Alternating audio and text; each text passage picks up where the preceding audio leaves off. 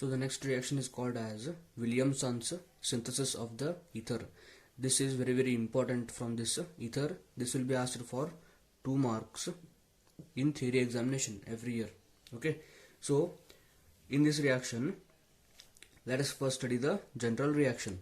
So you are having RO minus Na plus. Okay, so this is alkoxide ion, or it is called as sodium alkoxide.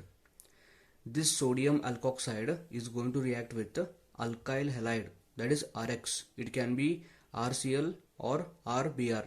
Okay, so when this reaction takes place, you are going to get a molecule of the ether.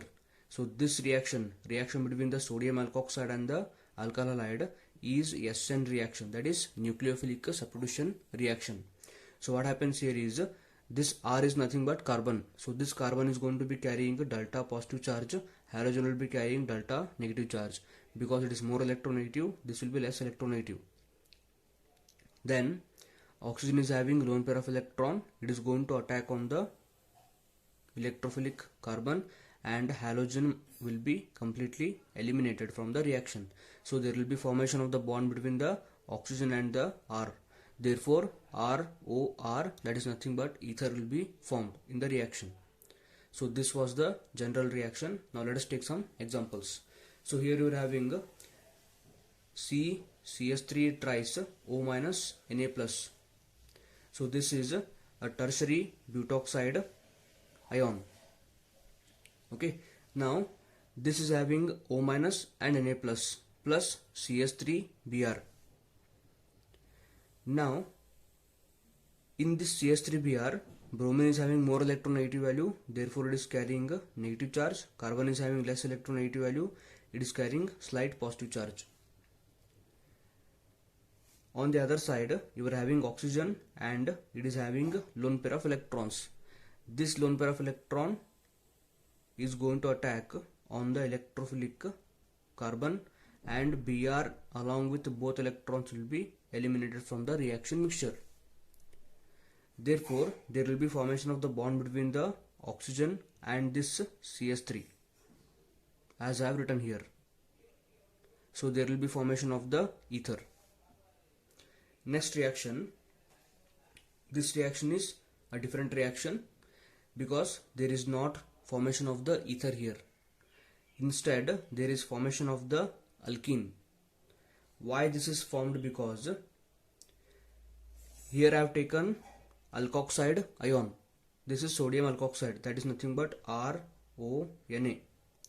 So RONA can be bulky group, but RX should not be bulky group. If your RX is bulky group, then the product will be alkene. Let me say once again, RONA you can take bulky. Bulky means bigger groups. See here, CS3 tries ONA. So this is a very big group here, and these CS3 are bulkier groups. So RONA can be bulky. If you take RONA bulky, you will get the compound ether. But if you take RX bulky, then there will be formation of the alkene. Remember this reaction, it's very important. Okay, so what happens here? I have taken CS3 Br plus CS3O minus Na plus. This is sodium methoxide. This is tertiary butyl bromide. When I take the RX bulky, instead of the SN reaction, elimination reaction will take place. When I take RX bulky, that is alkyl halide bulky, instead of the substitution reaction, elimination reaction will happen. That is, this oxygen that is having a lone pair of electron is going to take H plus from any one of the CS3. It will take H plus. After taking H plus, these two electrons will be given between the carbon and the carbon to form the double bond, and Br minus will be eliminated from the reaction mixture, and that Br minus is going to combine with Na plus to give NaBr. This CS3O minus will combine with the H plus to give CH3OH, and there is a formation of the double bond between the carbon and the carbon that I have written here. In the next reaction, we will take a molecule of the phenol that will be reacted with the sodium hydroxide. Sodium hydroxide is having OH minus, that OH minus will take H plus, and these both electrons will be transferred on the oxygen. So oxygen carries minus charge, therefore sodium is going to migrate towards the O minus, forming the sodium phenoxide. It forms the sodium phenoxide. Now this sodium phenoxide is a nucleophile because it is electron rich. This will be reacted with a molecule of the alkyl halide, which will be acting as electrophile because carbon is carrying positive charge, halogen is carrying negative charge. Therefore oxygen is going to attack on the electrophilic carbon. Halogen will be eliminated from the reaction.